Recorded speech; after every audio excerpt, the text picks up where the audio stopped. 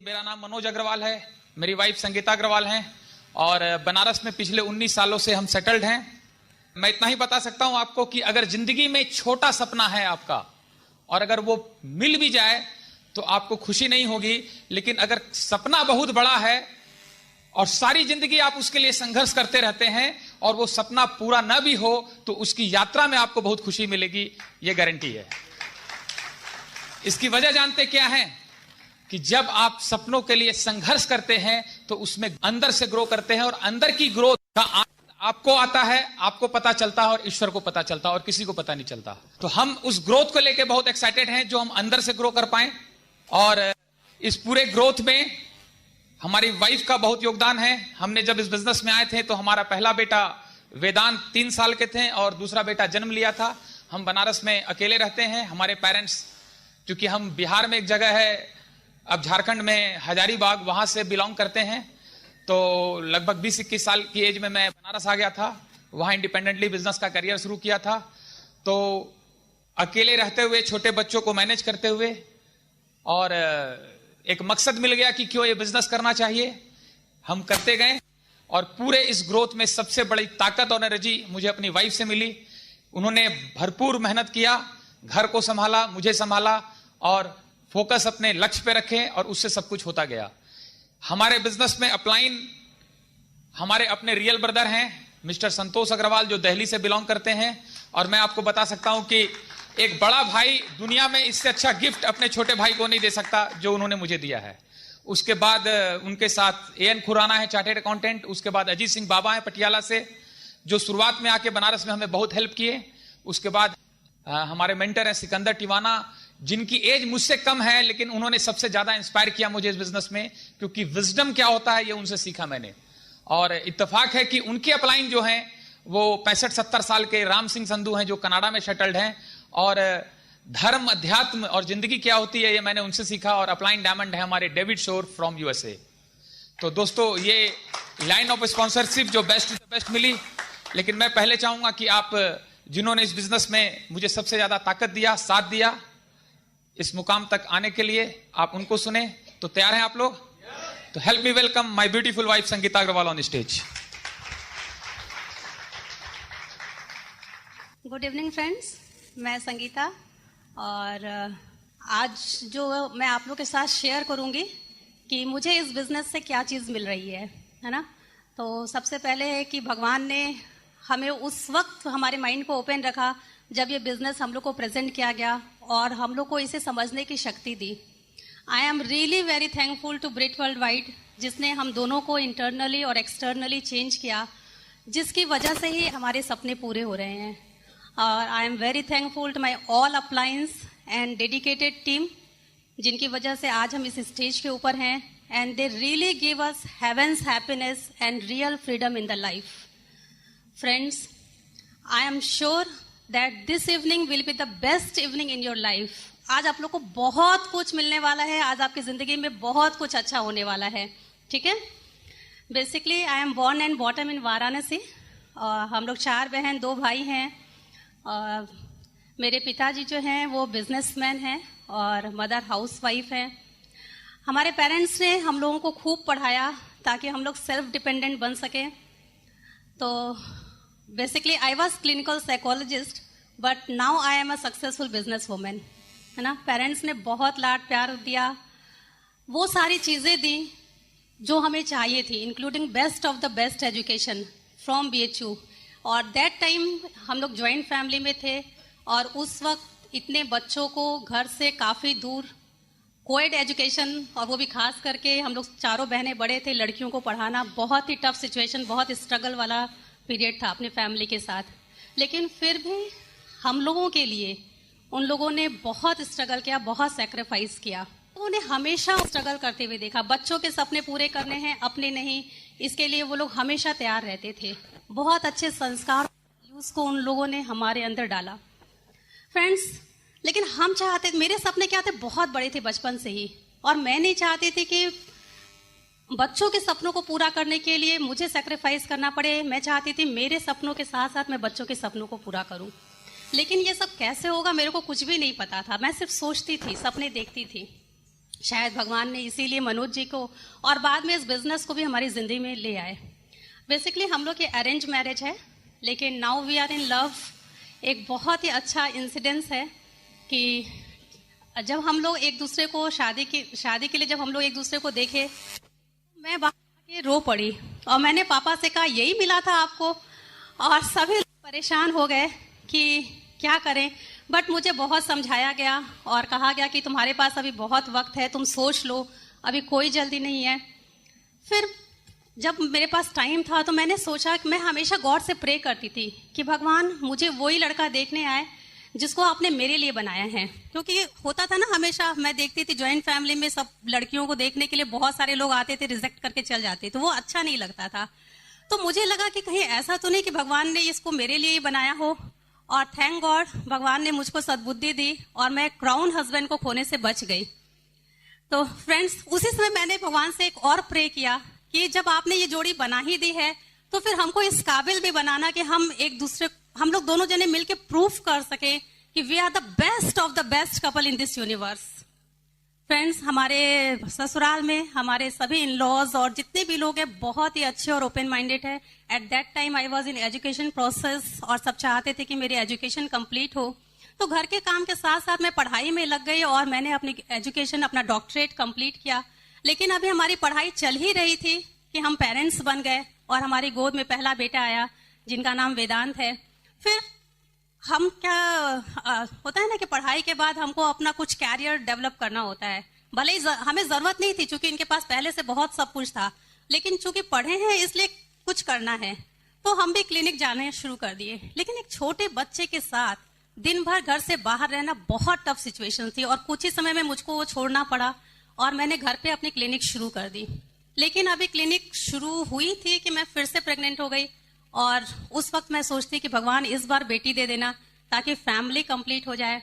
क्योंकि business family थी, हमें पता था उनके लिए बिजनेस ढूंढना पड़ेगा। हालांकि उस समय भी 2-2 फैक्ट्रियां थी, लेकिन वक्त को कोई नहीं जानता और मुझे लगा कि सब कैसे होगा, इसलिए मैं लड़की चाहती थी। लेकिन भगवान को मंजूर नहीं था, उन्होंने फिर से बेटा दे दिया और उनका नाम आर्यमन है। और जब हम लोग इस टफ सिचुएशन से गुजर रहे थे तभी हमारे जेठ जी ने ये बिजनेस इनको ऑफर किया। मैंने हॉस्पिटल में ही फॉर्म साइन किया था, तो ये मुझे आके बोले देखो बेटे के साथ साथ भगवान ने बिजनेस को भी भेज दिया है। हमें कुछ नहीं पता था, लेकिन देखिए इससे भी बड़ा रीजन हमारे दिमाग में आया, अगर मैं क्लिनिक करूंगी, अगर मैं क्लिनिक जाती हूँ तो हम दोनों के रास्ते अलग होंगे, मंजिल अलग होगी और रात को दोनों जने अपने अपने चैलेंजेस के साथ वापस आएंगे और निश्चित रूप से वो एक टेंशन भरी जिंदगी देगा। तो मैं बहुत खुश थी कि मुझे अब क्लिनिक नहीं जाना होगा, हस्बैंड के साथ साथ रहेंगे, काम करेंगे। और इस बिजनेस में जब हम दोनों साथ रहे तो आज हमारे सपने एक हैं, हमारी मंजिल एक है, हमारा रास्ता एक है। We are really love, respect and peaceful mind. देखिए फ्रेंड्स, हमारे नियर डियर जो बहुत से लोग हैं ना, जब हम उनके बीच जाते थे तो वो बहुत हंसते थे और कहते थे तुम इतना पढ़ लिख के डॉक्टर बन के ये क्या करने लग गई हो। मुझे बहुत दुख होता था, लेकिन उनको हम कैसे बताएं कि वहां पे तो हम सिर्फ लोगों को जो है देख के क्लिनिक जाके सिर्फ पैसे कमा सकते हैं, बट उनको अच्छी जिंदगी नहीं दे सकते हैं। और यहाँ पे तो हम पैसे के साथ साथ उनको अच्छी जिंदगी दे सकते हैं, उनको पैसा कमाना सिखा रहे हैं। तो ये सारी चीजें हम उनको दे रहे हैं। देखिए इस बिजनेस में जब हम आए तो इस बिजनेस से बहुत सारे रिवॉर्ड्स मिले जो हम आपको बाद में शेयर करेंगे। हस्बैंड का टाइम मिल रहा है, हमारे अंदर बहुत सारे इंटरनल चेंजेस हुए। तो ये सारी चीजें क्या हमको अपने पर्सनल क्लिनिक से या आपको अपने जॉब या बिजनेस से मिल सकती है एक साथ? सारी चीजें नहीं ना। तो मुझे उस समय ये समझ आ गई थी और मुझे ये सारी चीजें चाहिए थी। पैसा तो मिल ही रहा था, पैसा तो था ही। तो मैंने इसलिए मैं लोगों को बताती हूँ कि देखो मैंने इसलिए ये बिजनेस को किया। फ्रेंड्स, इसके अलावा एक और मेन रीजन हमारा था कॉमन सेंस। दैट टाइम हमको ये समझ में आ गई कि देखिए हम लोग जो सामान इस्तेमाल करते हैं वो तो हमको बाजार से लाना होता है ना, है उसके ऊपर कुछ हमें मिलता है नहीं। मुझे समझ आया कि अगर इन सामान को लेने के बदले हम यहाँ से लेते हैं और उसके बदले में हमको ये सारे रिवॉर्ड्स मिल रहे हैं और पैसा भी आ रहा है, तो क्या खराब है? अगर ये सारे रिवॉर्ड्स नहीं भी मिले तो हमको तो सामान यूज करना है ना। पैसा तो वहां क्या हम खर्च कर रहे हैं, यहाँ पे हम इन्वेस्ट कर रहे हैं। तो भगवान ने देखिए कैसे हमारे अंदर कॉमन सेंस को भी डाला और हम इस बिजनेस में धीरे धीरे शुरुआत हो गई हमारी। बिजनेस कैसे करना था हमको तब भी नहीं पता था, बहुत महीनों तक हम ऐसे ही प्रोडक्ट यूज कर रहे थे। एक बार ये बॉम्बे गए मेगा फंक्शन में और वहां से जब वो वापस लौटे तो इनका ये पूरे बदले हुए थे और बहुत एक्साइटेड कि संगीता वहां तो कुछ और ही है, हम लोग कुछ और सोच रहे थे, ये कुछ और है, मुझे भी नहीं समझ में आ रहा था है क्या ये। तो ये बोले चलो अब नेक्स्ट फंक्शन आएगा। तब दिल्ली फंक्शन में हम लोग कुछ महीनों के बाद गए, एक छोटे से बच्चे के साथ इंदिरा गांधी इंडोर स्टेडियम में बालकोनी में सबसे पीछे रो में, हमें याद है हम बैठे हुए थे। वहां पे स्क्रीन पे एकदम धुंधली पिक्चर थी बट आवाज क्लियर आ रही थी और हम 7-8 घंटा लगातार बैठे हुए थे वहां पे। वहां का माहौल, बातें सब मुझे बहुत अट्रैक्ट किया और एक डायमंड की बात मुझको सबसे ज्यादा हिट की। मैं उस वक्त किसी को नहीं जानती थी, बाद में पता चला कि वो diamond, double diamond Shivarama Krishnan थे। Friends, really he is the best speaker but now my husband is my favourite speaker. Friends, इस तरह से हम लोग बिजनेस के अंदर एंटर कर गए। देखिए, बिजनेस में आने के बाद बहुत से चैलेंजेस आते हैं ना, लेडीज लोग को खास करके। तो ऐसा नहीं है, हमारे साथ भी बहुत से चैलेंजेस आए, लेकिन हमारे सपनों के सामने सारे चैलेंज फीके पड़ जाते थे। उस वक्त वाराणसी में कोई मीटिंग नहीं होती थी, हमारी अपलाइन बहुत दूर थी, बच्चे छोटे थे, कोई प्रोडक्ट्स नहीं मिलता था, लेकिन फिर भी हमने कभी हिम्मत नहीं हारी। कहते हैं ना, जब आप अच्छे काम में होते हैं तो भगवान आपके साथ होता है ना। You are born to succeed, not for defeat. देखिए, चैलेंजेस अगर नहीं होंगे तो जिंदगी में जीने का मजा है कुछ नहीं आएगा ना। रामचरितमानस को ही अगर हम लोग देखें तो भगवान राम के चरित्र में सीता हरण, रावण, ये सारे प्रसंग अगर हटा दे तो कुछ बचेगा उसके अंदर में? उसी पे पूरा बेस है वो। तो जब भगवान को चैलेंजेस का सामना करना पड़ा तो हम लोग तो इंसान हैं, है ना, तो हमें तो करना ही होगा। और हम लोग क्या होते हैं, अपनी समस्या को लेकर इधर उधर भागते हैं लोगों के पास। लोग क्या करते हैं, सिर्फ समस्या का उत्तर देते हैं, समाधान नहीं करते हैं, है ना। कहते हैं ना कि ऊंची चट्टानों से मत घबरा ए अकब, अकब यानी पंछी, है ना। ऊंची चट्टानों से मत घबरा ए अकब, ये तो आते हैं तुझे और ऊंचा उड़ाने के लिए, है ना। फ्रेंड, उसी तरह से हम लोग की जिंदगी में भी जो चैलेंजेस है ना, वो हम लोग को अपने मंजिल के नजदीक लेके जा रहे हैं। वो कहते हैं मंजिल अब दूर नहीं है, आप उसके बहुत करीब हो, आप सक्सेस के करीब हो। तो उस टाइम पे हमको सबसे ज्यादा पेशेंस बना के रखना है और कंसिस्टेंसी, परसिस्टेंसी बना के रखनी है और उनसे लड़ते हुए आगे बढ़ते जाना है, ठीक है, सक्सेस होके दिखाना है। अब चैलेंजेस को ओवरकम करने के लिए क्या करना होता है? एक चीज सीखा कि सेट द हायर गोल, है ना।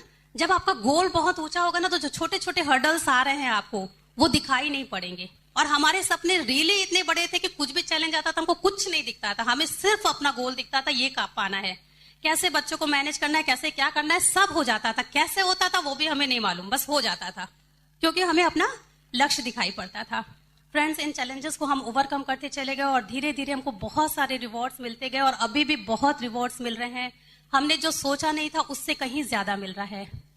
आज मुझे मेरे हस्बैंड का 24 आवर्स कीमती टाइम मिल रहा है। जब वो मेरे बच्चों के साथ खेलते हैं ना तो मुझे बहुत अच्छा लगता है कि अपने बच्चों को ग्रो करता हुआ देख रहे हैं। आज वो मेरे लिए ज्यादा परेशान होते हैं कि संगीता को मेंटली फिजिकली कैसे आराम मिले। तो फ्रेंड्स, आप लोग को भी अपने हस्बैंड में ऐसे चेंजेस चाहिए, है ना, तो आपको भी ये सारी चीजें मिल सकती हैं। अचानक से जब कोई आदमी कहता है ना कि मनोज जी आपके कारण हमारी जिंदगी बदल गई, हमारी जिंदगी में खुशियां आ गई, that time I really proud of him. मुझे बहुत अच्छा लगता है कि भगवान आपने हमें इस काबिल बनाया कि हम अपनी जिंदगी में वैल्यू ऐड करने के साथ साथ लोगों की जिंदगी में भी वैल्यू ऐड कर सकें। फ्रेंड्स, इस बिजनेस ने really give us piece of mind. मुझ में बहुत सारे इंटरनल चेंज किए, इसके लिए आई एम वेरी थैंकफुल। मुझे बहुत गुस्सा आता था, अब वो नहीं आता है। मेरा बिहेवियर, मेरा थिंकिंग प्रोसेस, मेरा एटीट्यूड, सब कुछ पॉजिटिव डायरेक्शंस में बदल रहा है। मुझ जो बैड हैबिट्स थी वो अपने आप धीरे धीरे खत्म हो रही हैं। इसके अलावा वर्ल्ड टूर तो सबको बहुत अच्छा लगता है और मुझे भी बहुत शुरुआत से ही था कि विदेश घूमे, बट पैसा होते हुए भी ये सब पॉसिबल नहीं हो रहा था क्योंकि टाइम का चैलेंज होता था। आज इस बिजनेस से हम लोग कई सालों से फ्री में विदेश यात्रा कर रहे हैं और सबको पता है कि वहाँ कितना अच्छा, आपके लीडर्स बताते होंगे कि कितना अच्छा वहाँ पे ट्रीटमेंट मिलता है, मनी मिलती है।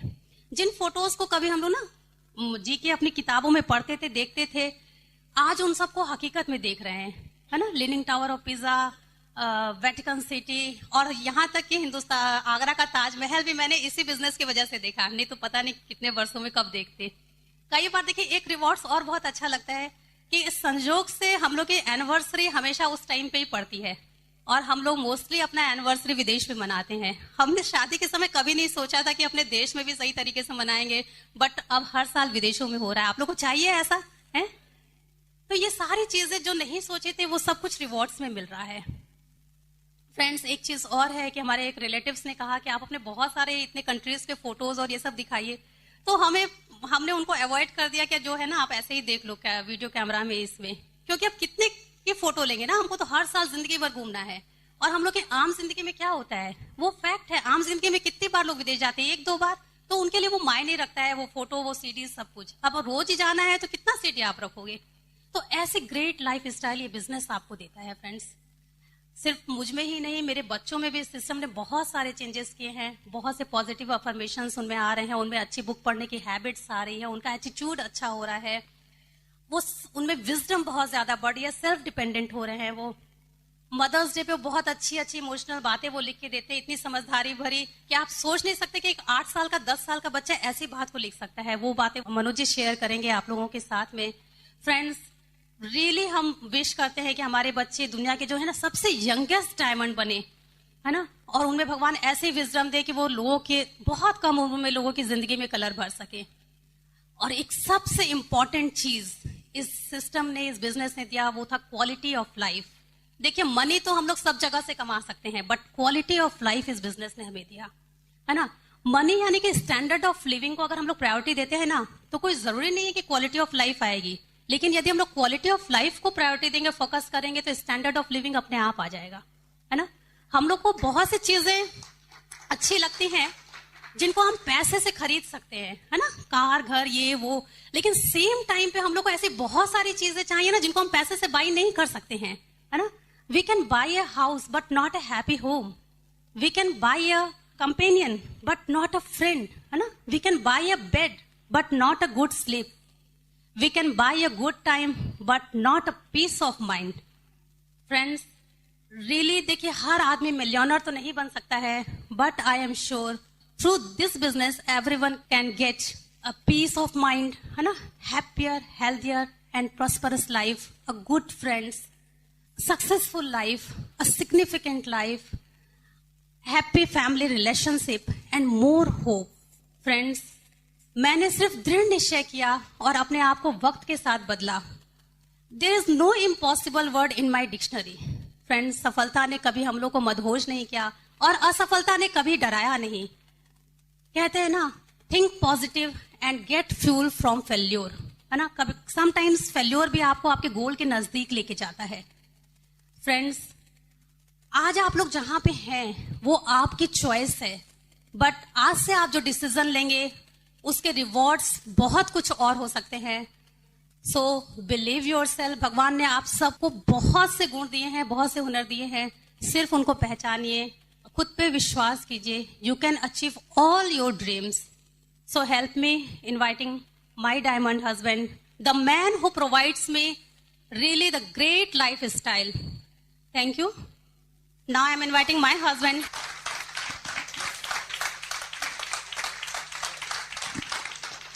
बढ़िया दोस्तों। तो दोस्तों, आपने संगीता जी को सुना। मैं थोड़ा अपने बारे में बताऊंगा।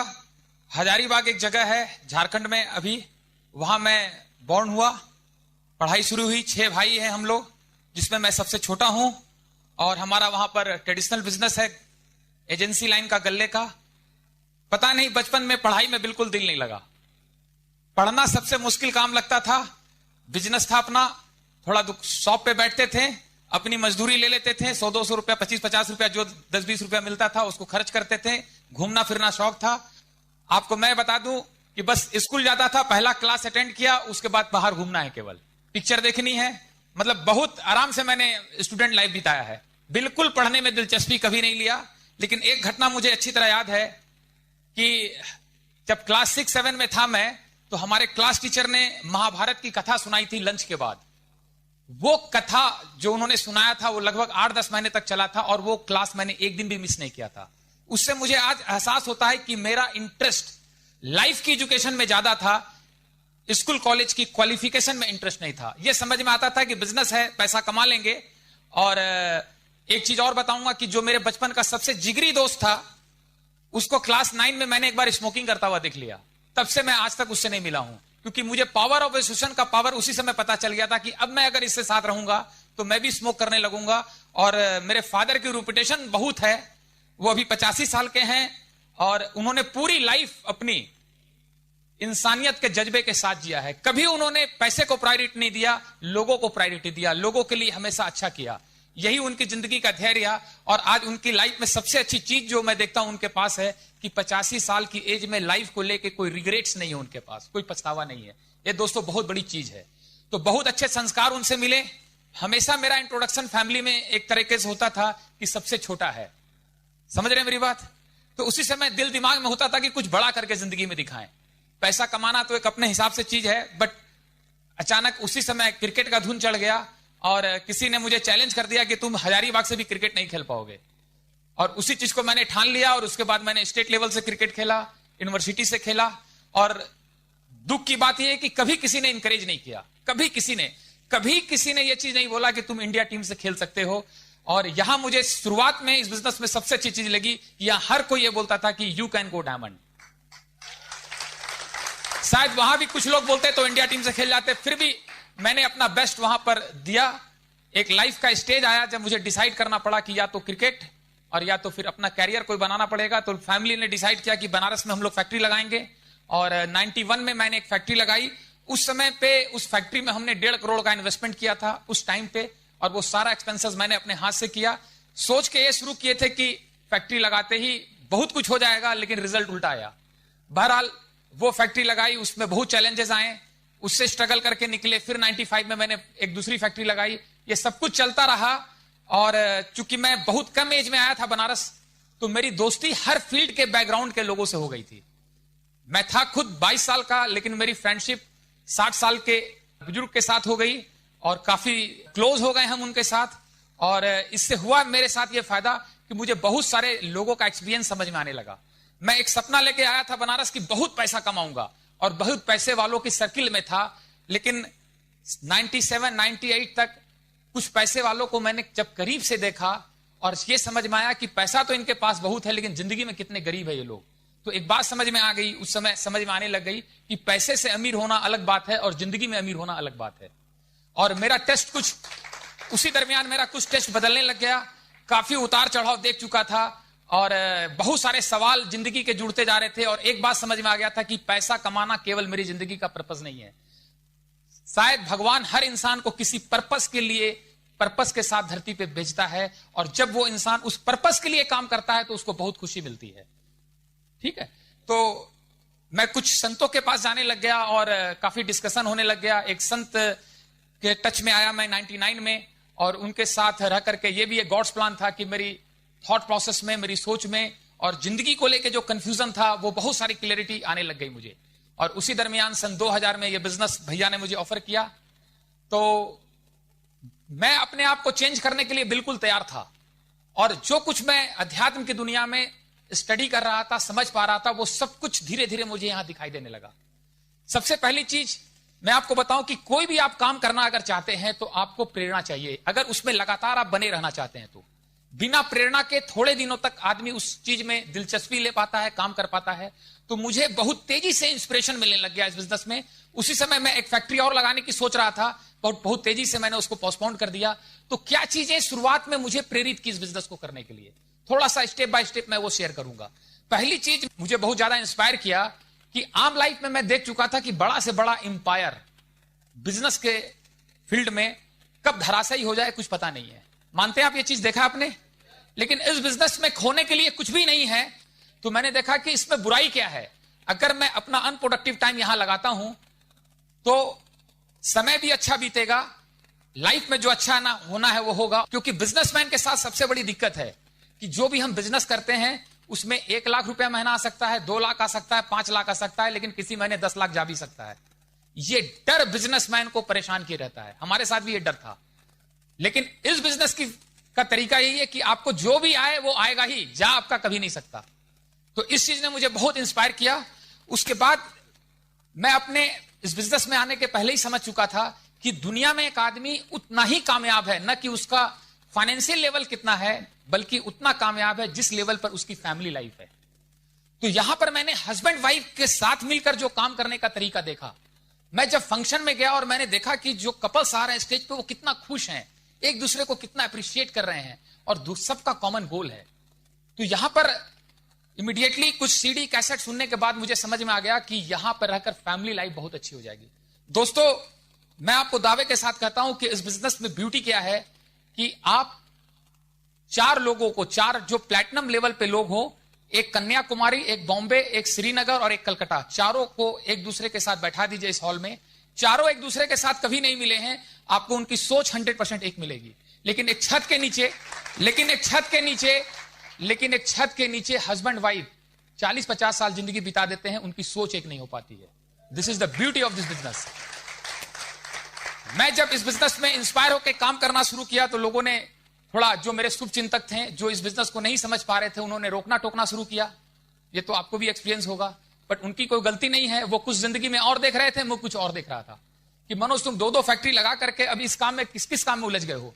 लेकिन मेरा विजन क्लियर हो गया था कि मैं चाहे 2 फैक्ट्री लगाऊं या 10 फैक्ट्री लगाऊं, जब 60 साल का हो जाऊंगा उस समय मेरे घर में एक तमाशा होगा।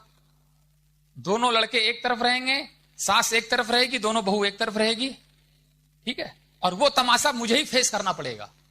लोग दुनिया में बाहर जीत जाते हैं, लेकिन मैक्सिमम अपने घर में हार जाते हैं। इस बिजनेस की ब्यूटी है कि आपको पहले घर में जिताएगा और दुनिया में जीत इसके बाद मायने नहीं रखती है। दादी सास 75 साल की, सास 50 साल की और बहू 25 साल की, कितना ही पैसा कमा लीजिए, ये जनरेशन गैप की जो सोच है इसको मिटाया नहीं जा सकता। लेकिन तीनों को इस बिजनेस में डाल दीजिए, पूरी सोच ठीक हो जाएगी।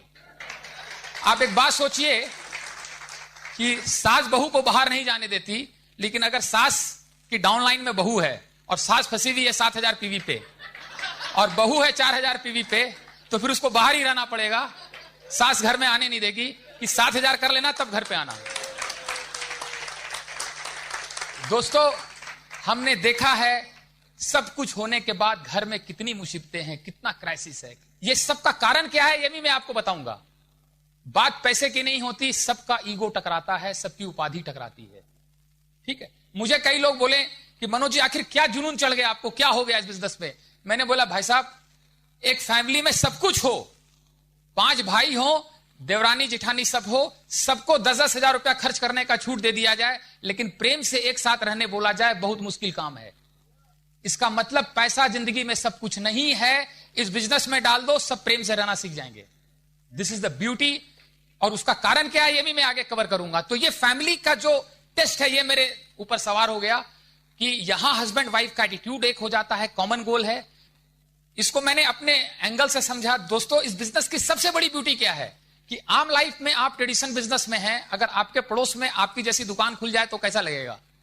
चाहे वो आपका रिश्तेदार ही खोल ले, आपका सगा भाई खोल ले, आपको अच्छा नहीं लगेगा। एम आई राइट? जब तक कोई विन नहीं करेगा तब तक हम विन नहीं करते। ये बहुत बड़ा कंसेप्ट है और यही बात लोगों को समझ में नहीं आती है। हम हर साल आयोजन करते हैं सत्संग का, हमारे अजीज मित्र हैं, उनको ये बिजनेस समझ में नहीं आता और हमसे बार बार पूछते हैं कि तुम हो तो आध्यात्मिक, इस बिजनेस में अध्यात्म कहां है। तो मैं उनको बोलता हूं कि भाई साहब, एसी कमरे में बैठ के अध्यात्म के बारे में चाय की चुस्कियों को लेकर के बात करना बहुत आसान है कि कोई बुरा बोले तो बुरा मत मानो, ठीक है। लेकिन अभी मैं थोड़ा सा आपको बुरा बोल दूं तो चाय भी पूरा पीने नहीं दोगे, 1 साल तक नहीं बुलाओगे। लेकिन हमारे सिस्टम के अंदर पहले कुछ लोगों से बुरा बुलवाया जाएगा और थर्मामीटर लेके चेक किया जाएगा, बुरा नहीं लगा 5-7 लोगों से तो आप सिल्वर हो जाओगे। और अगर आपको बुरा लगता ही नहीं है तो आप एमरल्ड डायमंड हो जाओगे। This is the inner growth, this is the beauty of this concept, ठीक है। फिर सोशल लाइफ को मैं समझ पाया। सोशल लाइफ का मतलब ये नहीं है कि कहीं 500 लोगों की भीड़ में गए, 100 रुपया देके खाना खा के आ गए तो बहुत सोशल हो गए हम, या 100-200 लोगों को खाना खिला दिया। सोशल लाइफ का मतलब है कितनी लाइफ को हम टच कर रहे हैं, कितनी लाइफ को हम बेटर कर रहे हैं। हमने देखा यहां पर वही काम हो रहा है। यहां पर कोई स्टेटस नहीं, कोई छोटा नहीं, कोई बड़ा नहीं, we all are human being. भगवान ने हम सबको इंसान बनाया है और ये एक ऐसी जगह है जहां पे केवल हम इंसान बन करके पैसे को अर्न करते हैं। दिस इज द कि हम ईश्वर की सत्ता में जीवन को जी करके पैसा कमा रहे हैं, ठीक है। तो ये सारी चीजें मुझे इंस्पायर कर रही थी। और एक चीज जिसने मुझे बहुत मोटिवेट किया, जब भी दिक्कत आई इस बिजनेस में, उसने बहुत मुझे ताकत दी कि 60-65 साल की जिंदगी के बाद आदमी की लाइफ एकदम छिन्न भिन्न हो जाती है।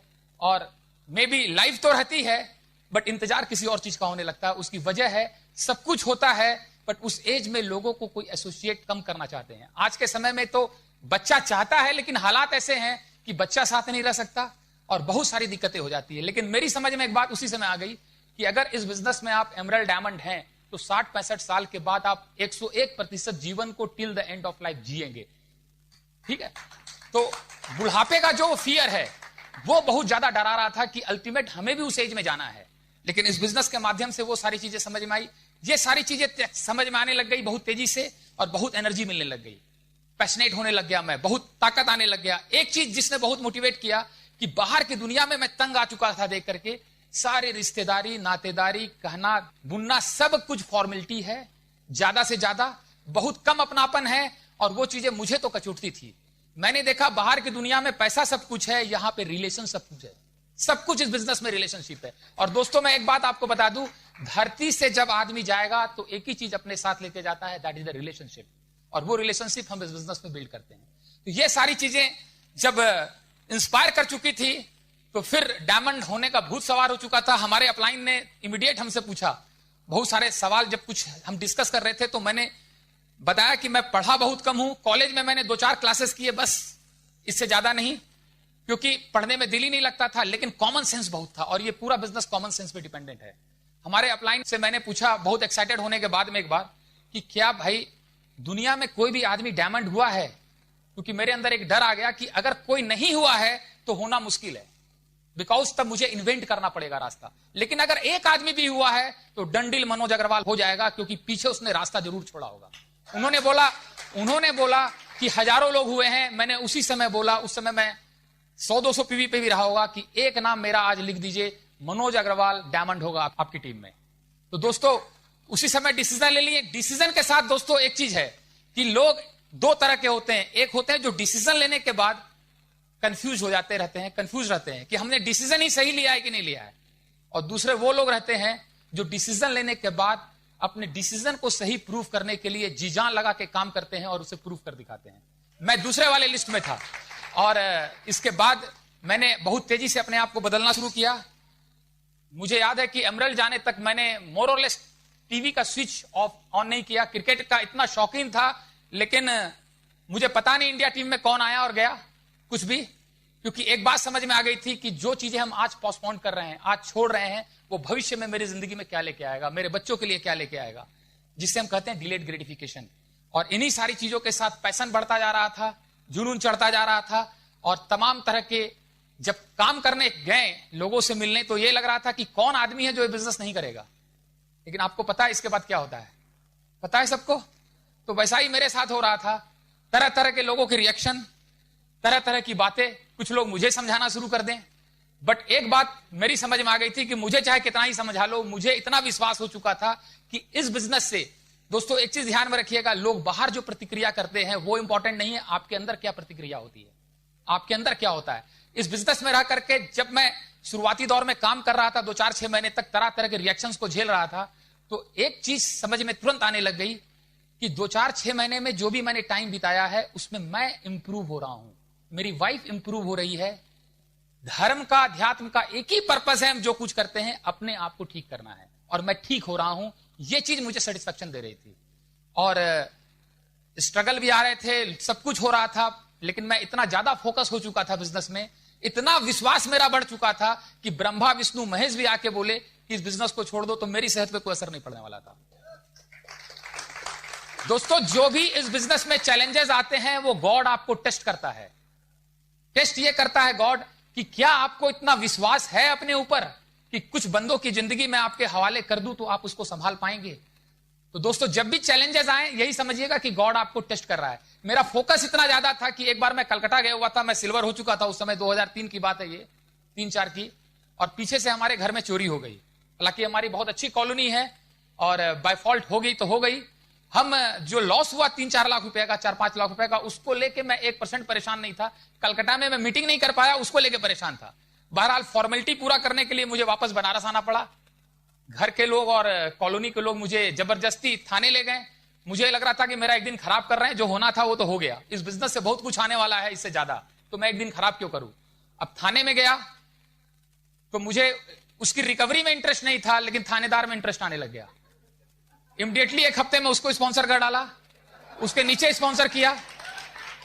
दोस्तों जिंदगी में एक चीज ध्यान में रखिएगा हम हमेशा उस चीज के लिए परेशान होते हैं, दुखी होते हैं जो हो चुका होता है, और जब उसके लिए आप दुखी होते हैं तो आगे और चीजों को आप लॉस करते हैं, क्योंकि तब आप लाइफ में अलर्टनेस, अवेयरनेस खो देते हैं। बहरहाल वो हमारा कंज्यूमर ही रहा और इसी तरह सब कुछ चलता रहा और हम पैशनेट हो गए, बहुत सारा एहसास हुआ। तो जो बिजनेस में बिलीव और कॉन्फिडेंस आ रहा था वो अपने अंदर के एहसास से आ रहा था। लोग कहते हैं ना कि समझाने का बिजनेस है। दोस्तों, आप किसी को नहीं समझा पाएंगे। 40 साल घर में रहने के बाद हस्बैंड वाइफ को नहीं समझा पाता, वाइफ हस्बैंड को नहीं समझा पाता, हम लोगों को समझा पाएंगे? ये बिजनेस एहसास का है, रियलाइजेशन करने का है। जो मेरे अंदर रियलाइजेशन थी, जिससे मुझे ताकत मिल रही थी, वो मैं आपसे शेयर करूंगा और वो बहुत पावरफुल होगा। आज जानना चाहेंगे आप? मैंने अपने एंगल से इस बिजनेस को समझा, अपने एंगल से रियलाइज किया। एक रियलाइजेशन जो मेरे अंदर बहुत तेज आया कि जब मैं अध्यात्म को स्टडी कर रहा था तो अपने संत से समझ पाया कि लाइफ का पर्पस क्या है। हर चीज का दोस्तों एक धर्म होता है। मिर्ची का धर्म क्या है? तीता होना। चीनी का धर्म क्या है? तो मानो जो हम मनुष्य हैं, हमारा धर्म क्या है, हमारा नेचर क्या है, हमारी प्रकृति क्या है? To love and to be loved is the fulfilment of human life. दुनिया में कहीं किसी को प्रेम करना नहीं सिखाया जाता और प्रेम करके आप कभी थक नहीं सकते। हजारों घंटे लगातार प्रेम कर सकते हैं, आपकी एनर्जी बढ़ती जाएगी। लेकिन किसी को घृणा करते हैं और नफरत करते हैं तो 1 घंटे में ही आप थक के चूर हो जाते हैं, क्योंकि आप अपने नेचर के एंगल्स जीते हैं। मैंने देखा कि दुनिया में एकमात्र यही ऐसा बिजनेस है जिसमें आप जितना लोगों को प्रेम करेंगे और प्रेम पाएंगे, उतना ज्यादा ये आपका फ्लरिश करेगा। बाकी दुनिया में कोई ऐसा बिजनेस नहीं है। तो मैं रियलाइज कर पाया, समझ पाया कि दुनिया में इसीलिए हर फील्ड का आदमी डायमंड बनता है, लेकिन डायमंड किसी और फील्ड में नहीं जाता। उसकी वजह यही है कि यहां पर हमें अपने नेचर में जिंदगी को जीने का सुख मिलता है। दूसरी चीज जो मैंने एहसास किया कि इतना अच्छा सब कुछ है तो लोगों को समझ में क्यों नहीं आता है बिजनेस। तो फिर यह भी समझना पड़ा और सीखना पड़ा कि समझ में क्यों नहीं आता और आता है। आपको मैं उसका सही आज बताऊंगा कि लोगों को क्यों समझ में नहीं आता, कहां लोग फंसते हैं और कहां लोग रुकते हैं। दोस्तों, भगवान ने हम सबको, जब बच्चा जन्म लेता है ना, तो बिल्कुल 100% स्पिरिचुअल होता है, वो 100% गॉड होता है। जैसे जैसे वो बड़ा होता है, दुनिया उसको रियलाइज कराती है, तुम गोरे हो, तुम काले हो, तुम अमीर हो, तुम गरीब हो, तुम ये हो, तुम वो हो, और उसका ईगो डेवलप होना शुरू होता है। इसके बाद वो कुछ बन जाता है, बहुत बड़ा डॉक्टर, इंजीनियर, साइंटिस्ट, बिजनेसमैन, ये वो। अब उसके अंदर 2 लोग जीवन जी रहे हैं। एक भगवान ने जिस इंसान को बनाया था वो इंसान, और एक उसने अपने आप को जो बनाया है। भगवान ने जिस इंसान को बनाया था वो इंसान जब केवल होता है तो ईश्वर की सत्ता में होता है, लेकिन हम जब अपनी उपाधि के साथ जीते हैं उसको हम जीव की सत्ता कहते हैं। अब एक बात समझ में आ गई कि जब इस बिजनेस को लोग देखते हैं तो देखते वो दोनों लोग हैं। जो वो इंसान है वो इसको करना चाहता है, लेकिन जो उसकी उपाधि है वो उसको रोकती है। और मैं अपने हिसाब से समझ पाया कि उस उपाधि को समाप्त करके उस इंसान के फेज में जाना, इसी को मोक्ष कहते हैं। दोस्तों, मैंने यहां देखा कि इस बिजनेस में 100% हम इंसान बन जाते हैं, हमारी सारी उपाधि समाप्त हो जाती है 100%। इसलिए यहां बहुत पीस ऑफ माइंड है। मंदिर में जाते हैं, भगवान है, भगवान तो हर जगह है, लेकिन वहां आपको शांति इसलिए मिलती है कि हम डॉक्टर से इंसान बन जाते हैं, बिजनेसमैन से इंसान बन जाते हैं, और हमारी उपाधि जो समाप्त होती है, हमारा ईगो जो खत्म होता है, उसी की वजह से शांति मिलती है। लाइफ में हम लोग 2 तरफ ग्रो करते हैं। एक हमारी ग्रोथ होती है आउटसाइड और एक ग्रोथ होती है इनसाइड। ठीक है? अगर बीज को हम जमीन में बोएं तो क्या होगा? वो 2 तरफ ग्रो करता है। एक होता है आउटसाइड जिसे हम पेड़ कहते हैं, एक अंदर ग्रो करता है जिसे हम जड़ कहते हैं। ऐसा ही होता है। अगर पेड़ में कोई प्रॉब्लम आ गई, इसका मतलब क्या है? जड़ में भी प्रॉब्लम आ गई। जो बाहर ग्रोथ हुई पेड़, उसे कैरियर कहते हैं, और जो जड़ है वो कैरेक्टर है। जो लाइफ में हम बाहर ग्रो करते हैं वो कैरियर है, जो अंदर ग्रो करते हैं वो कैरेक्टर है। मेरा मानना है कि जिंदगी का रिलेशन कैरेक्टर से है। जिंदगी तभी अच्छी होगी जब कैरेक्टर होगा। हस्बैंड वाइफ दोनों का कैरियर बहुत अच्छा है, 2-2 लाख रुपया महीना कमाते हैं, लेकिन अगर कैरेक्टर बिल्ड नहीं हुआ है तो उनकी जिंदगी शायद अच्छी नहीं होगी। लेकिन एक हस्बैंड वाइफ 15-15 हजार रुपया महीना कमा ले, कैरेक्टर दोनों का अच्छा है, तो डन डील, जिंदगी उनकी बहुत अच्छी होगी।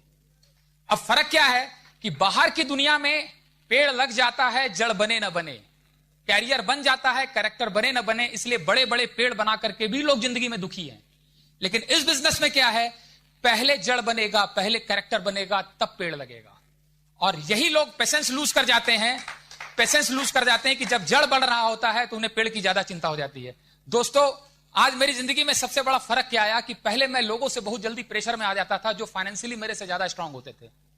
आज बिकॉज ऑफ जो मैं यहां सीखा हूं ब्रिज सिस्टम में और यहां के लीडर से, आज दुनिया का सबसे धनी आदमी भी मेरे सामने आ जाए तो वो प्रेशर में आ जाएगा, मनोज अग्रवाल प्रेशर में नहीं आने वाला है। जानना चाहेंगे क्यों?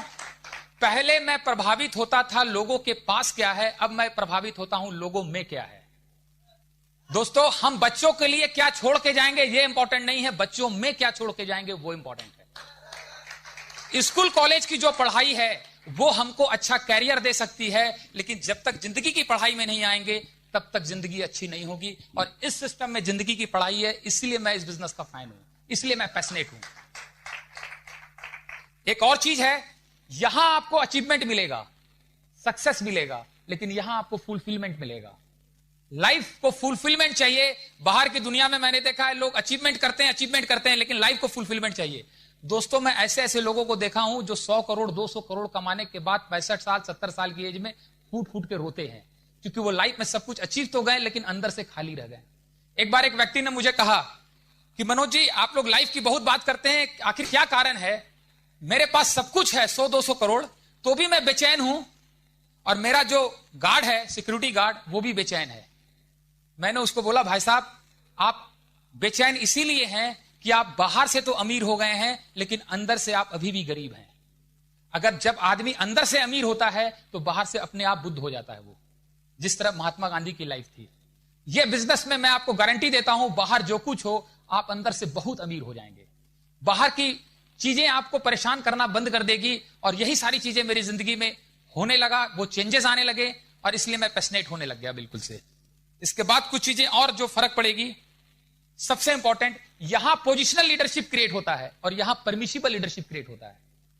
समझ पा रहे हैं अब ये चीज? दुनिया में 2 तरह की लीडरशिप होती है।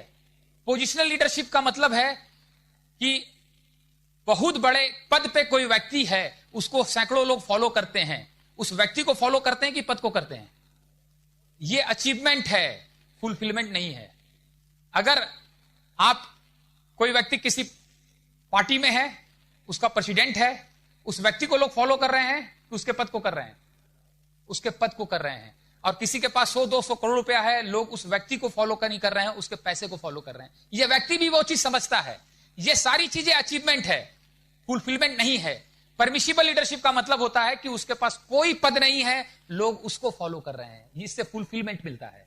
और यह तभी संभव है जब आप लोगों के लिए काम करते हैं, लोगों को सर्व करते हैं, लोगों को बिल्ड करते हैं, तभी यह चीज मिल सकता है। हर आदमी को रिस्पेक्ट चाहिए। रिस्पेक्ट पाने का एक ही तरीका है, लोगों की लाइफ में वैल्यू एड करना। और इस बिजनेस का यही ब्यूटी है कि आप वैल्यू एड करते हैं। तो ये सारी चीजें मुझे समझ में आ रही थी। यहां आपको सेल्फ रिस्पेक्ट ज्यादा मिलेगा, यहां पे स्टेटस ज्यादा मिलेगा।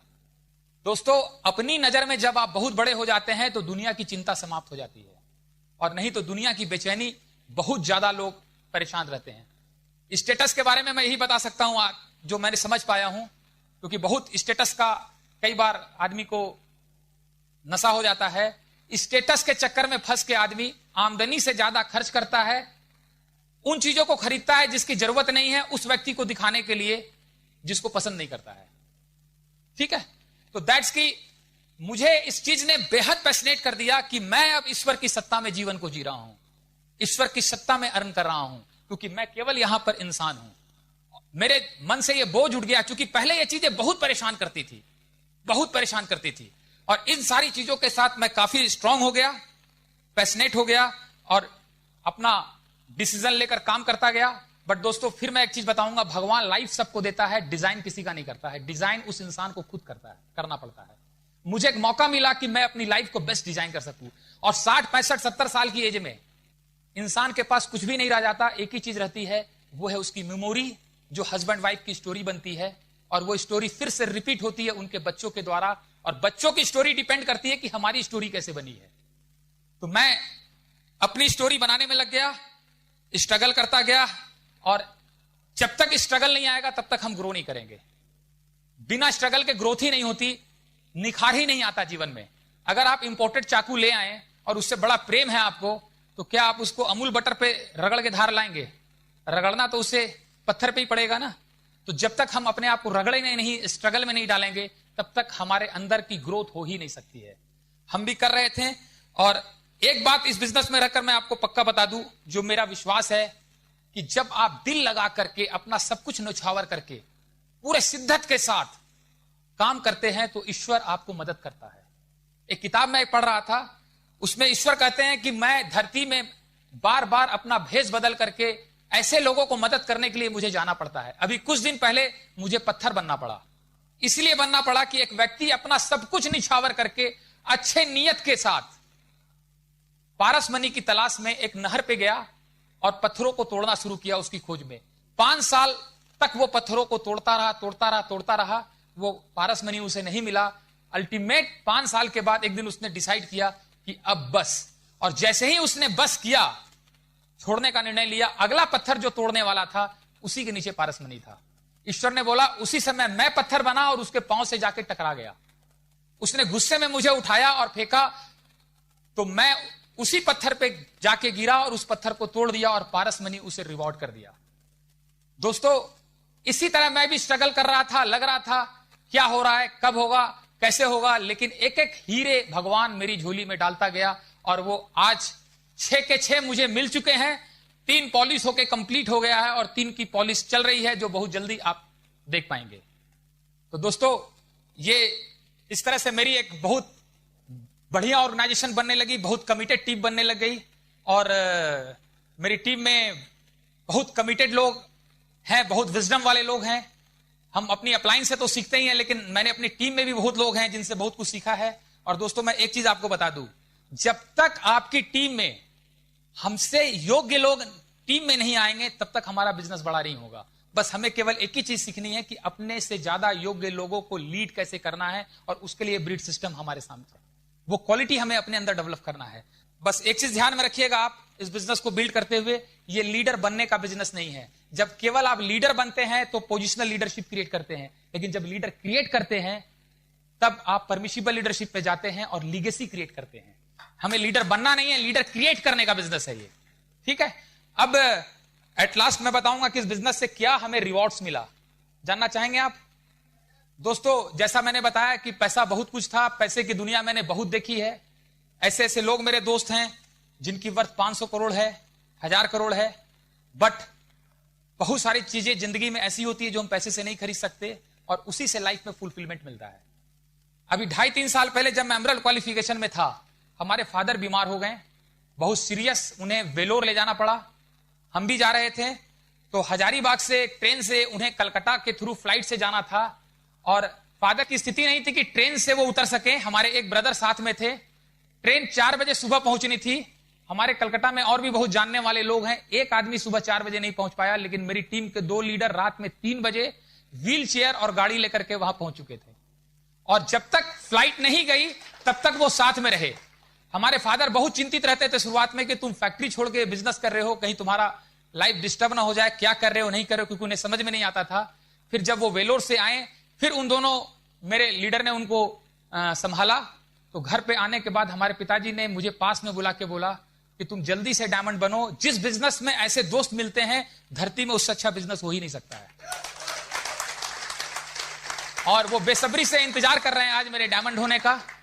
दोस्तों, जब मैं एमरल्ड हुआ तो मेरी टीम की तरफ से एक मेमोंटो दिया गया मुझे, और उसको एक बहुत योग्य व्यक्ति ने, एक विद्वान ने, जो मेरी टीम में है, काफी अजीज है मुझे, उन्होंने रात में हस्बैंड वाइफ ने मिलकर 4 घंटे तक विशुद्ध हिंदी में लिखा, और काबिले तारीफ था वो। जब वो मेमेंटो मुझे दिया गया, तो चूंकि वो लायर हैं, उस फील्ड के बहुत सारे लोग आए थे, और तो बाद में उन्हें 15 दिन के बाद किसी ने अप्रोच किया कि हमारे बहुत बड़े अधिकारी रिटायर हो रहे हैं, उनके लिए भी कोई मेमेंटो लिख दीजिए। मालूम है उनका जवाब क्या था? बोला, वो मेमेंटो मैंने नहीं लिखा है, मनोज जी के प्रति मेरी फीलिंग जो है, उस फीलिंग ने मुझसे लिखवाया है। आपके अधिकारी के लिए कोई फीलिंग हो तब तो हम लिख पाएंगे। दोस्तों, फॉरेन ट्रिप की बात हमारी वाइफ ने जैसा बताया, और मैं यही बोलूंगा कि बाहर की दुनिया में जनरली आत्मसम्मान ले लिया जाता है, लेकिन ये एक ऐसा प्लेटफॉर्म है जहां आपका आत्मसम्मान आपको वापस दिला दिया जाएगा। मुझे बड़ा दर्द होता था कि मैं पढ़ नहीं पाया था और पढ़े लोगों का नॉलेज मुझे फेस करना पड़ता था। मुझे पैसे से ज्यादा अट्रैक्शन इस चीज को प्रूव करना है कि पढ़ाई बहुत जरूरी है, नॉलेज बहुत जरूरी है, लेकिन नॉलेज से ज्यादा जरूरी कैरेक्टर है। आप जानना चाहेंगे नॉलेज और विजडम में क्या फर्क होता है? जब नॉलेज बहुत ज्यादा होता है ना आदमी पे सवार, तो वो आदमी को आदमी ही नहीं समझता है, और विजडम होता है तो आदमी को आदमी की तरह ट्रीट करता है। वो जिसको नॉलेज बहुत होगा वो बोलेगा बहुत ज्यादा, जिसको विजडम होगा वो सुनेगा बहुत ज्यादा। नॉलेज हो जाता है ना, जैसे नॉलेज जिसने जरूरत से ज्यादा क्रिएट कर लिया है, तो फिर क्या स्थिति होती है? अगर आप बहुत ज्यादा खाना खा लिए तो क्या स्थिति होगी आपकी? या तो पचाना पड़ेगा, और पचेगा नहीं तो क्या होगा? वॉमिटिंग होगी। तो मैं तो बनारस में अक्सर देखता हूं कि बहुत सारे नॉलेज वाले लोग चाय की दुकान पे बैठ करके वॉमिटिंग करते रहते हैं भाई। लेकिन जब उस नॉलेज को आप डाइजेस्ट कर लेते हैं तो आपको कुछ नहीं बोलना पड़ता है, वो विजडम बन के आपकी लाइफ से रिफ्लेक्ट होता है और कई लोगों की लाइफ में पॉजिटिव स्प्रे कर देता है। इस बिजनेस में जो आपको सक्सेस मिलेगा वो कभी नॉलेज से नहीं मिलेगा, विजडम से मिलेगा। आपको वो नॉलेज विजडम में तब कन्वर्ट होता है जब आप उस पर एक्शन करते हैं। तो ये सारे रिवॉर्ड्स थे मुझे जो मिले, और मैं एक ही चीज बताऊंगा कि मेरा जिस मकसद से मैं इस बिजनेस को कर रहा हूं, मैं समझ पाया हूं जो मुझे चाहिए इस बिजनेस से। मुझे बचपन से एक चीज लगता था कि मेरे फैमिली के लोग मुझ पे गर्व करें, इसलिए शायद मैंने क्रिकेट भी खेला था। दोस्तों, अगर विवेकानंद जी को जाकर के कोई कहता है उनके पेरेंट्स को कि क्या आपका बच्चा है जिसने लाखों लोगों की जीवन को बदल दिया, कैसा लगेगा उनके पेरेंट्स को? बहुत अच्छा लगेगा, वो गर्व फील करेंगे। विवेकानंद जी ने सही अर्थों में अपने पेरेंट्स से प्रेम किया था। उन्होंने कुछ ऐसा कर दिखाया कि उसके लिए पेरेंट्स उनके प्राउड करें। दोस्तों, केवल एक कार्ड पे लिख देना mom I love you, dad I love you, this is not enough. जब हम कुछ जिंदगी में ऐसा करते हैं कि हमारे एल्डर्स हम पे गर्व कर सके, तब सही अर्थों में हमने उनको प्रेम किया है। मैं आज एक ही सपना है, एक ही मकसद है मेरा कि मैं डायमंड बहुत जल्द हो रहा हूं। मेरे फैमिली के सारे लोग हैं और 85 साल की एज में मेरे पेरेंट्स आकर के स्टेज पे मुझे ब्लेस कर रहे हैं, और मैं यही बोल रहे हैं कि हर जन्म में मुझे ऐसा बेटा देना, वो मेरी जिंदगी पे प्राउड कर सके। That's my dream, that's why I am doing it. Last में रैली सेशन को मैं खत्म करते हुए आपको बताऊंगा कि कुछ मैसेज देना चाहूंगा आपको, लेडीज के लिए भी और जेंट्स के लिए भी। पहले किसको दिया जाए? लेडीज को। अक्सर कहा जाता है कि लेडीज और मेल फीमेल के कैरेक्टर में बड़ा अंतर होता है, दोनों डिफरेंट होते हैं। मानते हैं आप लोग? जानना चाहेंगे क्यों होता है? पहली चीज तो ये चीज ध्यान में रखिए, दोनों का एक हो ही नहीं सकता। अगर एक होगा तो जिंदा रहना मुश्किल हो जाएगा। अंतर इसीलिए होता है कि आदमी एक दिन में 12,000 शब्द बोलता है, लेडीज मालूम है कितना बोलती हैं? 25,000 शब्द बोलती हैं। बेसिक डिफरेंस है। और दिक्कत कहां पे है? आदमी जब काम पे चला जाता है और रात में 8 बजे घर वापस आता है तो दरवाजे पे वाइफ खड़ी होती है और पूछती है आज का दिन कैसा रहा, तो आदमी के पास 3 शब्द बचे रहते हैं, बहुत बढ़िया रहा। और लेडीज का उस समय शुरुआत होता है। तो आप बहनों से मैं खाली इतना ही बताऊंगा कि अगर आप थोड़े दिन का आराम छोड़ करके जी जान से इस बिजनेस में अपने हस्बैंड को सपोर्ट करते हैं, तो जो 12,000 शब्द आपके हस्बैंड के बाहर चले जाते हैं वो एक दिन पूरे के पूरे आपके हो जाएंगे, क्योंकि आपके हस्बैंड को काम पे जाना ही नहीं पड़ेगा। याद कीजिए उस हस्बैंड को जिससे आपकी शादी हुई थी, किस कदर आपका दीवाना था, लेकिन आज इतना प्रेशर है, काम में इनकम करने का इतना प्रेशर है, जॉब में इतना प्रेशर है, बिजनेस में इतना प्रेशर है कि वो अपने आप को ही भूल चुका है। आपको वो हस्बैंड इस बिजनेस से वापस मिलेगा जिससे आपकी शादी हुई थी। चाहेंगे आप? बस थोड़े दिन की साथ चाहिए, थोड़े दिन का जुनून चाहिए। तैयार हैं आप लोग? अब मैं अपने भाइयों को मैसेज यही देना चाहूंगा कि दोस्तों, मैंने अपने डायमंड से एक बहुत अच्छी बात सीखी है डेविड सोर से, कि wife is the secret weapon of our life. हर इंसान की जिंदगी का सबसे सीक्रेट वीपन उसकी वाइफ होती है। बाहर की दुनिया में लोग उसे लायबिलिटी बना लेते हैं, लेकिन इज ए बिजनेस आपकी वाइफ को सबसे बड़ा आपका एसेट बना देगा। दोस्तों, हम लाइफ में कुछ भी डेवलप कर ले, सब कुछ डेवलप कर ले, प्रॉपर्टी, ये वो, लेकिन 60-65 साल की एज में मालूम है आपके लिए सबसे ज्यादा टाइम किसके पास होगा? आपकी वाइफ के पास होगा। और उस दिन एहसास होगा कि हमने सब कुछ तो डेवलप किया, वाइफ को क्यों नहीं डेवलप किया। एक व्यक्ति जो मरने के कागार पे है, वो अपनी वाइफ को रोता हुआ कह रहा है कि अगर दोबारा जीवन मिला तो मैं तुम्हारा हीरो बनूंगा। दोस्तों, बिलीव मी, आप इस बिजनेस को बिल्ड कीजिए, एमरल्ड डायमंड जाइए, आप इसी जन्म में अपनी वाइफ के और बच्चों के हीरो बन जाएंगे। अब एट लास्ट खत्म करते हुए मैं सभी को एक मैसेज दूंगा कि एक बार एक आदमी पहाड़ पे गया और 2 चट्टानों को लेके आया, 2 छोटे छोटे पत्थर को लेके आया, दोनों को अगल बगल रखने के बाद एक पे छेनी हथौड़ी मारना शुरू किया। तो दूसरा वाला तब तक वो मॉल में घूम के आया था, पिक्चर देख के आया था, उसने बोला यार मैं तो घूमने फिरने जा रहा हूं, रोज तुम्हारी पिटाई हो रही है, यहां पे लहू लुहान हो तुम। तो उस दूसरे पत्थर ने बोला पता नहीं ईश्वर ने किस मकसद के लिए मुझे चुना है, तुम मजा करो, हम मार पिटाई जो मेरी हो रही है वो देखते हैं, हम दर्द को सहते हैं। ये सिलसिला चलता रहा, वो बार बार उस पर कमेंट पास करता रहा, लेकिन 2 साल के बाद रिजल्ट ये आया कि उस पत्थर में से उसका वेस्टेज निकल गया, उसने दर्द को सहा और वो भगवान की मूर्ति बन गई और वो पत्थर का पत्थर रह गया। उस व्यक्ति ने दोनों को उठाया और मंदिर ले गया, उस मूर्ति को मंदिर में स्थापित कर दिया। और पत्थर को कहां स्थापित किया जाता है? सीढ़ी पे। और लोग मंदिर में हमेशा 2 चीज लेके आते हैं, एक माला और एक नारियल। तो माला अब उस मूर्ति को जाने लग गई और नारियल हर मिनट उस पत्थर को पड़ रहा था। वो मूर्ति अब उससे पूछी कि भाई साहब क्या हाल है? बोले यार जितना मॉल घूमे मजा किया वो सब निकल रहा है 2-2 मिनट पे। दोस्तों अगर आप इस बिजनेस में आए तो कोई संजोग नहीं है, थोड़ा दर्द जरूर होगा, थोड़ा सा बर्दाश्त कर लीजिएगा, क्योंकि जो दर्द इसलिए होता है कि हमारे अंदर का वेस्टेज निकलता है और जैसे जैसे वेस्टेज निकलता है आपका बेस्ट बाहर आना शुरू हो जाता है और आप एक आदर्श बनने लगते हैं लोगों के लिए। तो तैयार हैं आप लोग? बहुत कॉम्प्रोमाइज करते हैं लाइफ में, वैसे भी हम बर्दाश्त कर रहे हैं, कभी ऑफिस में, कभी घर में, कभी यहां कभी वहां। लोग भी आप पे कमेंट कसेंगे, सब कुछ करेंगे, लेकिन सबसे ज्यादा एनर्जी और ताकत उन्हीं से मिलेगा आपको। मुझे इस बिजनेस में कभी कोई दिक्कत आती है तो मैं एक ही चीज करता हूं कि कोई नेगेटिव आदमी आके मुझे चैलेंज कर दे, इसके बाद मैं सबसे ज्यादा मोटिवेट हो जाता हूं कि चाहे कुछ हो जाए इसको करके दिखाएंगे। दोस्तों एक चीज ध्यान में रखिएगा, लोगों को यह बिजनेस समझ में आए ना आए वो मैटर नहीं करता, आपका डिटर्मिनेशन समझ में आना चाहिए, आपका जुनून समझ में आना चाहिए कि आप एक विशेष मकसद के लिए आप पे जुनून सवार है। तो दोस्तों थोड़ा सा बर्दाश्त कर लीजिएगा, जब कामयाब होकर के आप स्टेज पे आएंगे सारी जिंदगी लोगों को बर्दाश्त करना पड़ेगा। Wish you all the best. Back to host.